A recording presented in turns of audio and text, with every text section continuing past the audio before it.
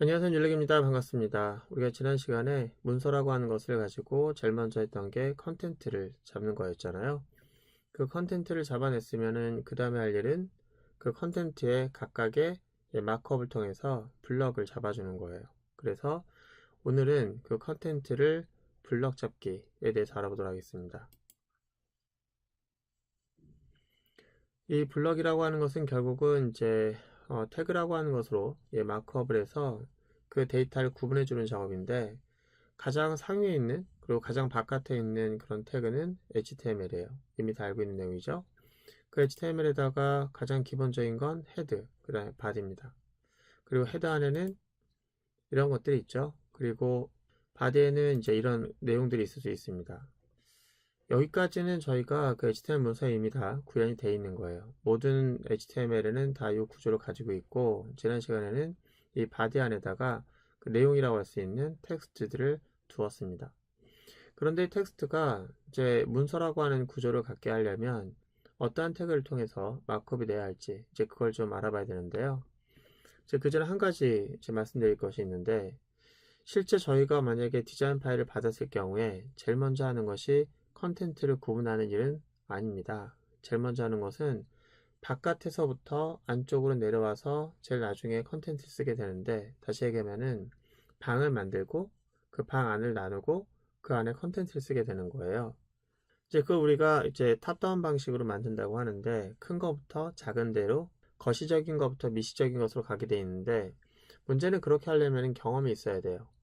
이 방을 나누는 것에 대한 의미도 알아야 되고, 그 다음에 태그 구조에 대한 것도 알아야 됩니다. 그래서 처음 배울 때는 미시적인 것부터 해서 위로 올라가는 거죠. 한번 그렇게 만들고 나면 대충 이렇게 만드는구나 이제 알면은 그 다음부터 어떻게 된다? 거꾸로 내려오는 겁니다.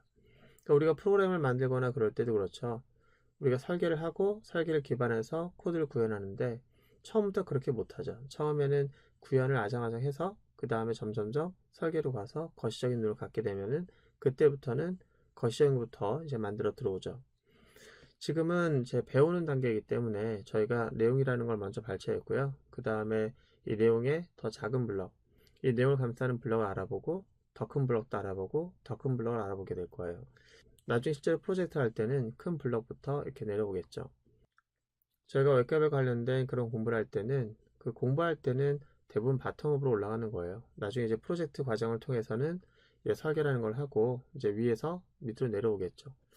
자, 어쨌든 지금 우리가 내용을 잡았으니까 그 내용의 첫 번째 블럭이라고 할 수 있는 녀석으로 어떤 녀석들이 있는지 좀 알아봐야 될 텐데요. 이런 것들입니다. 일단 내용이라고 하면은 그 녀석이 이제 어떤 내용 중에 하나인지를 찾아야 되는 거예요. 첫 번째가 그 내용이 제목인지, 아니면 제목 그룹인지, 그리고 그 내용이 목록인지. 그러니까 이런 거예요. 우리가 신문을 받아보면 대부분 신문에 문서를 구성하고 있는 내용들이 있어요. 거기에 목록이 있고 또 문장이 있습니다. 또는 표 형태가 있고요. 그 다음에 입력란 같은 게 있을 수 있죠. 그리고 제목이 있어요. 자, 이게 뉴스페이퍼에 등장하는, 신문에 등장하는 내용에 해당되는 문서의 구성이라고 보시면 되겠습니다. 이거예요. HTML은 바로 문서를 만들기 위한 그런 마크업 도구거든요. 이 내용이 이제 제목이냐, 목록이냐, 문장이냐, 표냐, 폼이냐, 이 중에 하나로 이제 귀결되니까 여러분들 머릿속에서 이제 고르면 되는 거예요. 자, 일단 좀 이해를 돕기 위해서 이런 내용이 어떻게 생겼는지 간단히 좀 보도록 할게요. 신문 같은 거 보면 아마 이런 거 봤을 거예요. 이런 큰 제목들, 그리고 그 안에 목록이 있을 수 있고요. 또는 이런 표가 있을 수 있죠. 그리고 어떤 내용을 나타내고 있는 문장, 글이 있을 수 있고, 그 다음에 이렇게 이제 폼이 있을 수도 있죠. 이게 이제 외문서에서도 그대로 나타나는 거죠. 이런 것들을 여러분들이 골라보는 거예요. 우리가 지난 시간을 통해서 이제 컨텐츠를 작성했는데, 그 내용이 이제 마크업이 돼야 돼요. 구분이 돼야 돼요. 근데 구분이 될 때는 이런 5가지 종류의 구분자 중에서 하나일 것이다 라고 생각하고 일단은 그것을 찍으면 되는 겁니다. 일단 이해를 돕기 위해서 연습을 좀 해볼게요. 자, 여기 오셔서 지난번에 작성했던 컨텐츠를 이제 구분해 주려고 합니다. 구분하다, 마크업하다, 이제 그러기 위해서 태그를 쓸 건데, 자, 봅시다. 이거하고 이거는 구분이 돼야 되겠죠? 그쵸? 그럼 얘는 뭘까요? 그 5가지 생각해 보세요. 제목입니까? 제목 맞는 것 같아요. 그죠? 그럼 얘는 어떻게 한다? 일단 H1으로 할게요.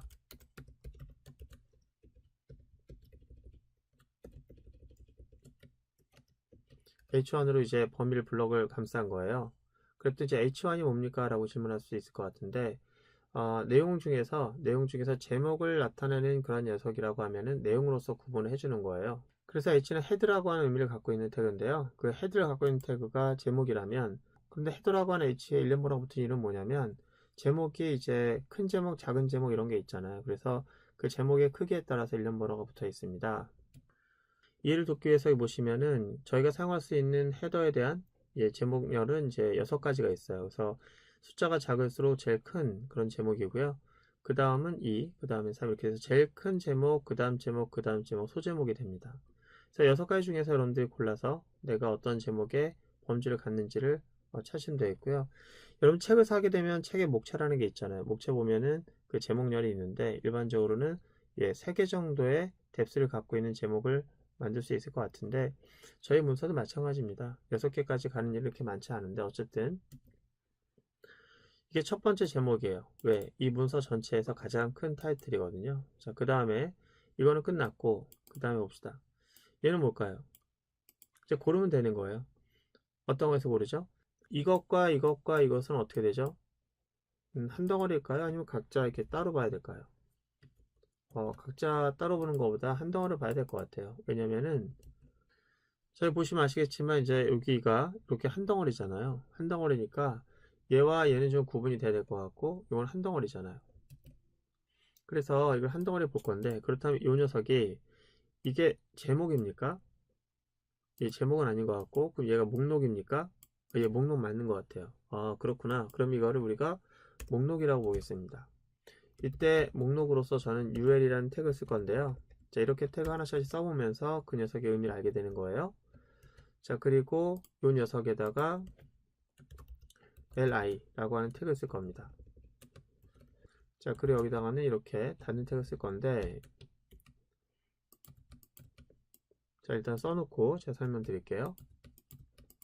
자, 그렇다면 얘는 뭐고, 얘는 뭡니까? 무슨 뜻입니까? 자, 얘는 unordered list예요. 그래서 무슨 소리냐면은 목록이라는 게 있어요. 얘는 list item이라는 뜻인데, 목록이라는 것이 있으면 그 목록에 항목들이 있잖아요.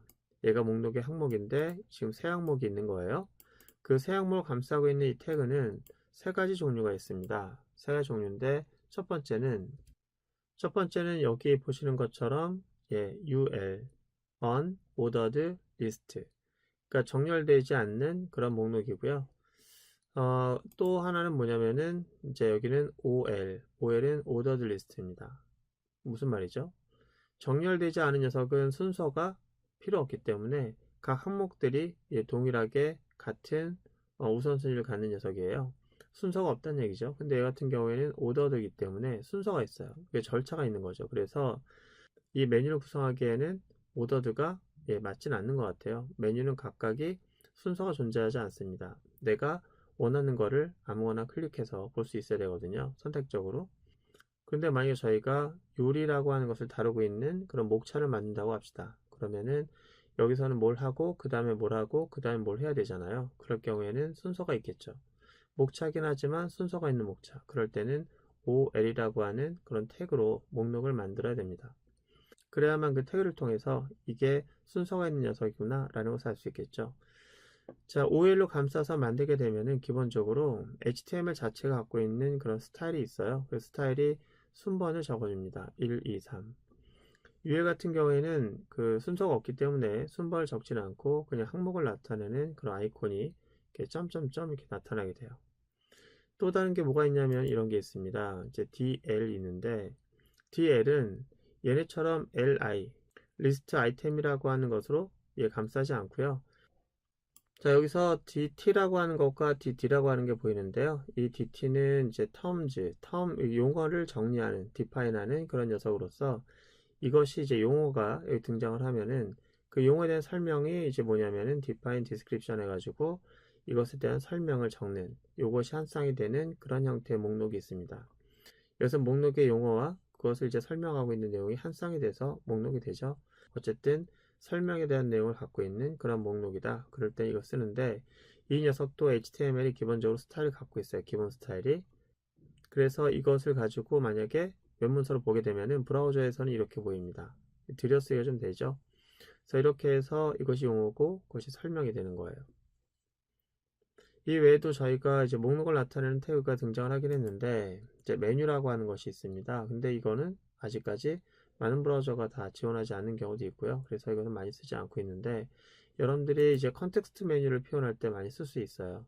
이렇게 해도 되고 이렇게 되는데 마우스 오른쪽 버튼 누르면은 나타나는 메뉴 또는 스마트폰 같은 경우에는 꾹 눌러서 오래 누르고 있으면은 뜨는 메뉴 그런 것들이 바로 이걸로 구현될 수 있는데 실제로는 아직까지는 많이 사용되지 않는 태그다라는 거. 자, 그런 면에서 봤을 때 여기에서 표현하고 있는 녀석은 UL, 그 다음 OL, 그 다음에 DL 셋 중에서 어떤 게 맞겠습니까? 당연히 UL이 맞을 것 같고요. 그 다음 좀 내려가 보시면 과정 검색이라고 되어 있는데 이게 폼이에요. 이 폼이라고 하는 녀석은 이렇게 생겨 먹었습니다. 여러분들이 사용자로부터 뭔가 입력받을 때 쓰는 건데 여긴 좀 복잡하죠. 보시면은 사용자 입력할 수 있는 그런 란이 있고 그 앞에는 뭘 입력할 것인지에 대한 것을 표현하고 있는 라벨이 있습니다. 그리고 이런 것들을 적을 때 기본 정보라든지 개인정보 범위를 나타내고 있는 이런 것들도 있고요. 이건 더 큰 범위의 라벨인데 이걸 레전드라고 하고요. 이 레전드 범위를 나타내고 있는 이것을 우리가 필드셋이라고 합니다. 현재 이 문서에서는 필드셋이 3개가 있네요. 그리고 레전드가 하나, 둘, 3개가 있고요. 그리고 그 안쪽에는 다양한 입력도가 있는데 이 녀석 우리가 인풋이라고 하는 태그로 이걸 표현할 수 있고요. 그 앞에 나타나고 있는 이 글자를 우리가 라벨이라고 해서 라벨 태그로 얘를 표현할 수 있습니다. 그 외에도 이제 계속해서 입력란이 나타날 때는 다 인풋이라고 하는 걸 표현하는데 인풋 태그 안에 타입이라고 하는 속성을 통해서 얘는 텍스트를 입력할 수 있는 인풋이고요. 얘는 체크박스 형태의 인풋으로서 이 태그를 사용할 수가 있어요. 이 녀석은 그 자기 자체가 컨텐트와 범위를 갖고 있는 그 태그가 합쳐진 녀석이라서 이 녀석은 단일 태그로 사용됩니다. 일단 보시면은 여기는 라디오라고 하는 그런 타입으로서 인풋이 있고요. 이 녀석은 여러 라인을 쓸 수 있는 녀석으로서 텍스트를 표현하는 인풋과 달리 얘는 멀티라인 쓸 수 있는 녀석으로서 텍스트 에리어가 있고요. 다 한 번씩 써볼 거니까 이제 나중에 한 번씩 써보면서 그때 다시 한번 기억하게 될 겁니다. 자, 조금 전에 설명했던 것처럼 과정 검색이라고 하는 녀석은 폼이라고 하는 태그로 범위를 정해주거든요. 그래서 폼이라고 하는 걸 써서 이렇게 블럭을 작성합니다. 일단 우리가 이 컨텐트라고 하는 것이 없이 그냥 이 태그라고 하는 것부터만 작성했다면은 이렇게 불편하게 작성하지 않을 것 같아요.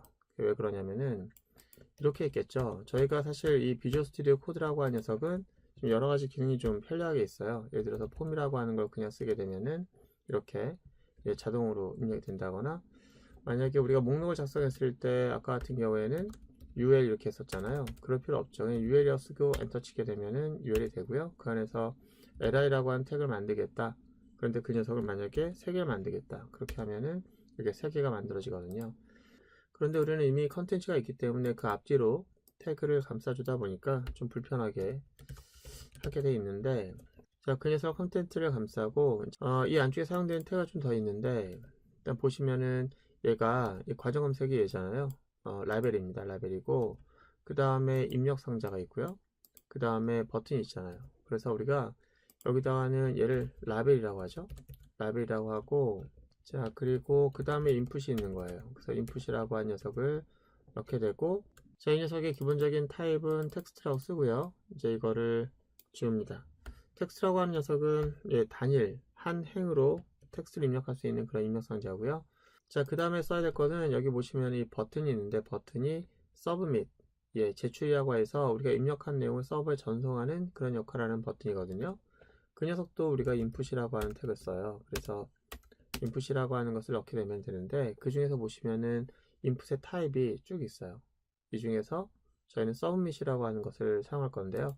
이걸 입력하게 되면은 submit이 이제 value라는 속성을 주고 있는데 이건 캡션이에요. 캡션. 이 value를 쓰지 않고 이 녀석을 보게 되면 어떻게 되냐면은 자, 보시면은 이렇게 됩니다. 글자 아무것도 없잖아요. 그죠? 자, 여기다가 우리는 검색 이렇게 입력할 거고요. 자, 그 다시 보니 검색이 됐습니다. 와, 이렇게 됐네요. 근데 아까 보니까 이 녀석을 우리가 어떻게 사용했냐면은 필드셋이라고 하는 게 있었어요. 그래서 이 녀석이 입력 상자들을 이렇게 묶어서 그룹을 질 때 필드셋을 사용하는데 우리 한번 사용해 보도록 할게요. 자, 필드셋. 자, 이렇게 하고 이걸 감싸가지고 놓고요. 이 필드셋을 넣었다라고 하는 것만으로도 이게 스타일이, 기본 스타일이 이렇게 나옵니다. 그래서 좀 그룹핑이 된 느낌이 들고, 또 이 필드셋이라고 하는 녀석에 라벨이 또 있죠. 레전드라고. 그래서 레전드라고 하는 걸 넣고, 여기다가는 이제 검색, 입력, 필드 이렇게 하게 되면은 이게 여기 라벨처럼 이렇게 나타나게 됩니다. 기본 스타일이긴 하지만 그래도 좀 볼만 해주잖아요. 그죠? 괜찮은 것 같아요.